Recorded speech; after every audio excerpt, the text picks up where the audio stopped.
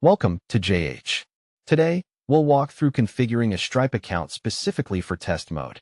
This guide covers everything from initial registration to activating test transactions. Whether you're preparing for business payments or just exploring the platform, this tutorial is for you. Let's begin. First, navigate to the official website at stripe.com. Look for the Start Now or Sign Up button and click it to reach the registration page.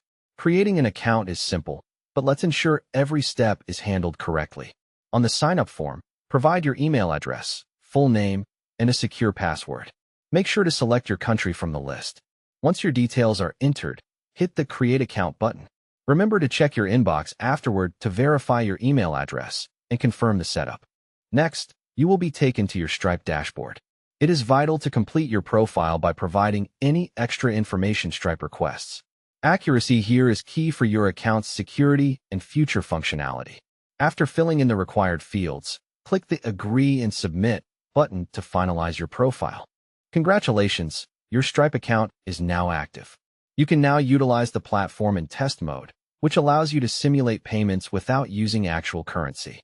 This feature is perfect for trial runs and testing integrations without any financial risk.